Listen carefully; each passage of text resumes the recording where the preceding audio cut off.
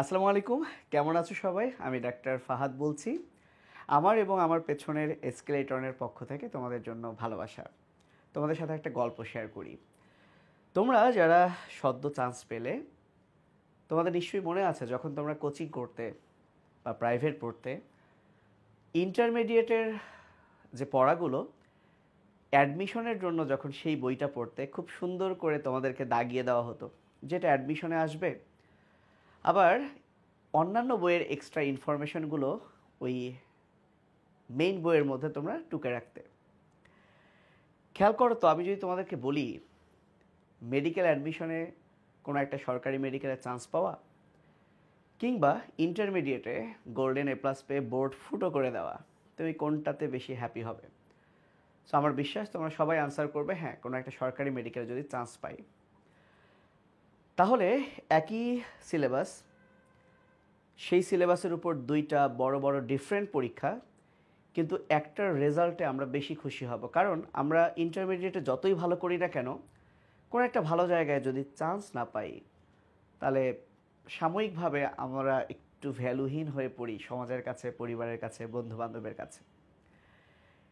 তেমনই তোমরা যারা MBBS-এ চান্স পেয়েছো, সরকারি হোক কিংবা বেসরকারি মেডিকেলে পড়বে বলে সিদ্ধান্ত নিয়েছো, ভর্তি হয়েছো, ঠিক তোমাদের জন্য সামনের জার্নিটা আসলে কেমন হবে আমি যদি খুব সংক্ষেপে বলি, তুমি 5 বছর স্ট্রাগল করে যদি ঠিকঠাক পাশ করে যাও, তাহলে 5 বছর পর তুমি MBBS পাশ করে 1 বছর ইন্টার্নশিপ করবে।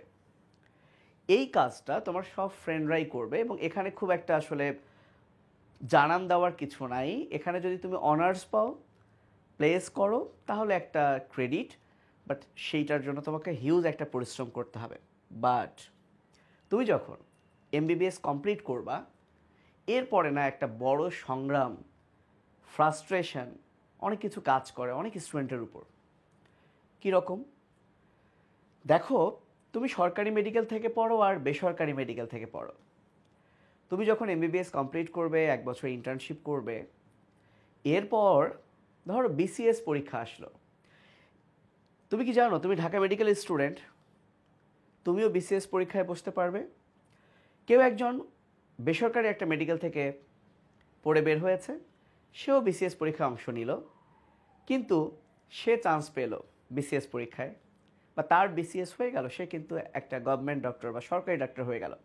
কিন্তু তুমি ঢাকা মেডিকেল কলেজে পড়েও তোমার BCS হয়নি, তুমি কিন্তু সরকারি ডাক্তার আর হতে পারলে না যতদিন না তোমার BCS হয়।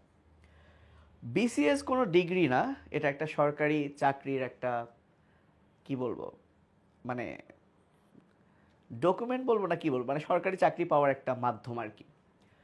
একই রকম তোমরা নিশ্চয়ই ডিগ্রির নাম শুনেছো, রাইট? আসলে MBBS কমপ্লিট করাটাকে আমরা বলি গ্রাজুয়েশন, এবং এরপর হচ্ছে পোস্ট গ্রাজুয়েশন, মানে গ্রাজুয়েশনের পরে। এই পোস্ট গ্রাজুয়েশনের অনেক ডিগ্রি বাংলাদেশে আছে, অনেকগুলো নাম আছে যেটা আসলে তোমরা শুনে থাকবে: MD, MS, FCPS, MPhil, আরও আরও অনেক অনেক ডিগ্রি আছে। তো ব্যাপারটা হলো কি জানো, তুমি যদি MBBS পাশ করে কোনো একটা কলেজে ক্লাস নেওয়ার জন্য যুক্ত হও, সেটা সরকারি চাকরি করে হোক কিংবা বেসরকারি কোথাও, তোমার পরিচয় হবে তুমি একজন লেকচারার। আর তুমি যদি রোগী দেখো, তোমার পরিচয় হবে তুমি একজন মেডিকেল অফিসার। তুমি যতদিন না কোনো একটা ডিগ্রি কমপ্লিট করবে, ততদিন তুমি কিন্তু তোমার পদবি বাড়াতে পারবে না। অর্থাৎ তুমি যদি MBBS-এর পর আর কোনো ডিগ্রি না করো, পোস্ট গ্রাজুয়েশন না করো, তুমি আমৃত্যু যতদিন তোমার চাকরি আছে তুমি ততদিন লেকচারার থাকবে কিংবা মেডিকেল অফিসার হিসেবে তোমার কর্মজীবন শেষ করবে। তাহলে তোমাকে লেকচারের লেকচারারের উপর, অর্থাৎ অ্যাসিস্ট্যান্ট প্রফেসর, কিংবা তার উপর অ্যাসোসিয়েট প্রফেসর, কিংবা সর্বোচ্চ যেটা প্রফেসর হতে গেলে অবশ্যই কোনো একটা পোস্ট গ্রাজুয়েশন ডিগ্রি করতে হবে। তাহলে দেখো, MBBS কিন্তু স্মুথলি তোমার সব ফ্রেন্ডরা মিলে, তুমি সহ সবাই কিন্তু পাশ করে যাবে। কিন্তু এরপরে তোমার শুরু হবে অ্যাডমিশন টেস্ট।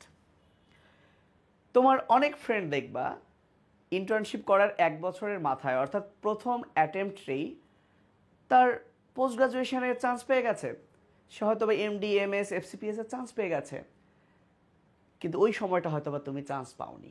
যেমন এবছর বলি, আমার অ্যানাটমিতে পোস্ট গ্রাজুয়েশন করা, আমার এমফিল করা, এবছর পুরো বাংলাদেশে মনে হয়, আমি ভুলে গেছি, 5 থেকে 10 জন মনে হয় শুধুমাত্র অ্যানাটমিতে চান্স পেয়েছে, এক্স্যাক্ট মনে নাই, তবে এরকমই হবে, 10-12 বেশি না, পুরো বাংলাদেশে মাত্র। আচ্ছা, এটা অনেক কারণে হতে পারে।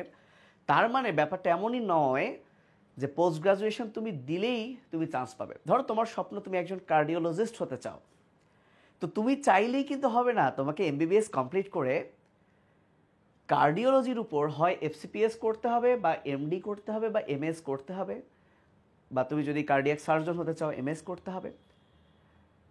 এবং এটার জন্য কিন্তু তোমাকে চান্স পেতে হবে, এবং এমন না যে তুমি বসলেই চান্স পেয়ে গেলে। এখানে একটা হিউজ কম্পিটিশন হয় চান্স পাওয়ার জন্য। শুধু চান্স পেয়ে গেলেও আবার হবে না, এরপরে আবার 4-5 বছর বিভিন্ন কোর্সের বিভিন্ন মেয়াদ আছে, তোমাকে কমপ্লিট করেই তুমি একজন বিশেষজ্ঞ হবে, অর্থাৎ তখন তোমার কিন্তু পদবি বেড়ে গেল।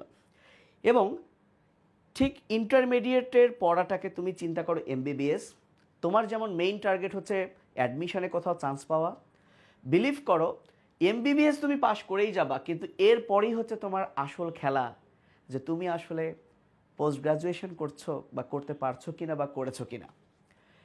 কিন্তু তুমি যখন এমবিবিএস পড়বে, মেডিকেল অ্যাডমিশনের জন্য যেমন ইন্টারমিডিয়েট অবস্থায় তুমি পড়ার সময় দাগিয়ে দাগিয়ে পড়েছো, এক্সট্রা রাইটারের ইনফরমেশন অ্যাড করেছো, তুমি কি জানো তুমি যখন 5 বছর এমবিবিএস পড়ার পর এমফিল বা কোনো এমডি করতে চাচ্ছ, বা কোনো এরকম একটা ডিগ্রি নিতে যাচ্ছ, তোমাকে কিন্তু সেই ফার্স্ট ইয়ারের পড়া আবার পড়তে হবে। কিন্তু ততদিনে তো তুমি সব খেয়ে ফেলেছো। এমনও হতে পারে তুমি ফার্স্ট ইয়ারের বই বিক্রি করে দিয়েছো, তাই না? কিন্তু তোমার দেখো সেই পড়াগুলো কিন্তু আবার পড়তে হবে। এবং অনেক ক্ষেত্রে কি হয় জানো, এই 5 বছর আগে তুমি কি পড়েছো এমবিবিএস এর পর তোমার মনেই থাকবে না, তখন তোমাকে আবার নতুন করে শুরু করতে হয়। তোমরা অলরেডি মনে হয় বায়োকেমিস্ট্রির এবিসি বইটার কথা শুনেছ। এই যে আমি পোস্ট গ্রাজুয়েশন কমপ্লিট করলাম, পোস্ট গ্রাজুয়েশন এসেও আমাকে ওই এবিসি বইটাই পড়তে হয়েছে। তাহলে যে বইটা তুমি ফার্স্ট ইয়ারে পড়বা, এই বইটাই কিন্তু তোমাকে আবার শেষ পর্যন্তই কিন্তু কোনো একটা ডিগ্রি করতে গেলে যদি বায়োকেমিস্ট্রির উপর প্রশ্ন হয়, তোমাকে আবার ওটাই পড়তে হবে। তাহলে কেন নয় যে তুমি ফার্স্ট ইয়ার থেকে ওই বইটা অ্যাডমিশন স্টাইলেই পড়বা, অর্থাৎ ওই বইয়ে এমন কোনো তথ্য নেই যেটা অন্য বইয়ে আছে ইম্পর্টেন্ট, সেটাও অ্যাড করে নিলা। এবং এইটা তুমি সযত্নে তোমার first year second year complete হলে, অর্থাৎ ফার্স্ট প্রফ শেষ হলে, তোমার এই বই আর কাজে লাগবে না, কিন্তু এই বই কিন্তু তোমার কাজে লাগবে এমবিবিএস এর পর। আমরা অনেকেই না এটা ভুলে যাই। ইন্টারে উঠে যেমন আমার একটা টার্গেট থাকে যে আমি 2 বছর পরই হয় ইঞ্জিনিয়ারিং প্রস্তুতি নিব, মেডিকেল প্রস্তুতি নিব, বাট বিলিভ করো এমবিবিএসে উঠে অনেক স্টুডেন্ট জানেই না যে এই এমবিবিএসের 5 বছর পর 1 বছর ইন্টার্নশিপ করার পর তার এরকম একটা অ্যাডমিশনে যুক্ত হতে হবে। বিদেশ যেতে চাইলে সেটার আলাদা ডিফারেন্ট অ্যাডমিশন টেস্ট আছে, এবং সেটার পড়াগুলো কিন্তু এই 5 বছরের পড়া কিন্তু আমরা কেউই কিন্তু গুছিয়ে ওভাবে পড়ি না আল্লাহর রহমতে। আমি এটা জানতাম অল্প হলেও, এবং আমি ফিল করেছি, এবং আমি চেষ্টা করেছি এমনভাবেই শুরু থেকে পড়ার। তোমরা বিশ্বাস করবে কি না, খুব বেশি প্রিপারেশন আমার নিতে হয়নি আমার পোস্ট গ্রাজুয়েশনে চান্স পাওয়ার জন্য। আল্লাহর খুবই রহমত ছিল যে আমি অ্যানাটমিতে এমফিলে চান্স পেয়ে যাই। রাজশাহী মেডিকেল কলেজ আমার ফার্স্ট চয়েস ছিল, এবং সেটাও আমি কমপ্লিট করে বর্তমানে অ্যাসিস্ট্যান্ট প্রফেসর হিসেবে অ্যানাটমিতে উদয়ন ডেন্টাল কলেজে কর্মরত আছি। এবং আমার কাছে মনে হয়েছে যে এখনই একটা সময় যে স্টুডেন্টদেরকে সেভাবেই গড়ে তোলার ফার্স্ট ইয়ার থেকে, যাতে করে এই নোটগুলো এখন তারা যেভাবে পড়বে, যাতে করে পরবর্তীতে 5 বছর পরও তাদের এটা কাজে লাগে, এবং তারা ফিল করতে পারে যে হ্যাঁ, আমরা এরকম একটা কোর্স করেছিলাম। সো বাংলাদেশে অনেক প্ল্যাটফর্ম ইতোমধ্যে স্টার্ট হয়ে গেছে। আমরা একটু লেট করে আসলাম, কিন্তু খুব ভালোভাবে গুছিয়ে এসেছি। আমি ডাক্তার ফাহাদ, আমার সাথে আমার খুব প্রিয় ছোট ভাই ডাক্তার তোফায়েল, সাথে ডিএমসি অ্যান্ড মোস্ট ট্যালেন্টেড 3 জন। আমরা 5 জন মিলে আমাদের ফার্স্ট কার্ডের উপর যে ফাউন্ডেশন কোর্স শুরু করেছি, এটা আজ 10 এপ্রিল।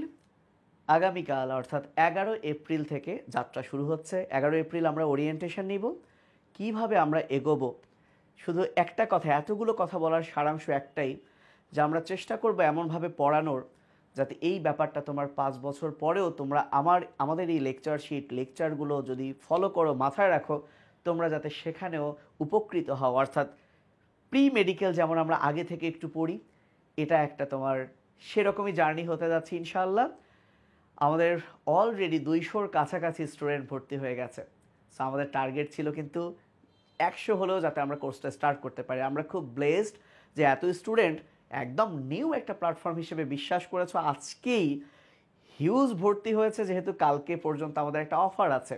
অর্থাৎ পুরো ফার্স্ট কার্ড অ্যানাটমি, ফিজিওলজি এবং বায়োকেমিস্ট্রি আমরা পড়িয়ে দিব মাত্র 1500 টাকায়। কালকে পর্যন্ত এই অফারটা আছে, এরপর 2000 টাকা। কিন্তু বিলিভ করো, আমরা এমনভাবে তোমাদেরকে গুছিয়ে দিব পড়াগুলো, তোমরা যখন মেডিকেল কলেজে ক্লাস শুরু হবে তখন তোমরা ফিল করবে। তার আগে আসলে আমরা বুঝাতে পারবো না যে তুমি আসলে কতটুকু উপকৃত হয়েছ। সো ইনশাআল্লাহ তোমাদের এবং আমাদের এই জার্নি আল্লাহ তাআলা কবুল করে নিক এবং এটা অনেক সুন্দরভাবে, স্মুথভাবে যাতে আমরা পড়তে পারি, এই দোয়া রইল। আর আমার এই ভিডিওর কমেন্টে আমি পুরো ভর্তির বিস্তারিত আলোচনা করব। তারপরে যদি তোমাদের কিছু জানার থাকে তোমরা কিন্তু কমেন্টে জানাতে পারো।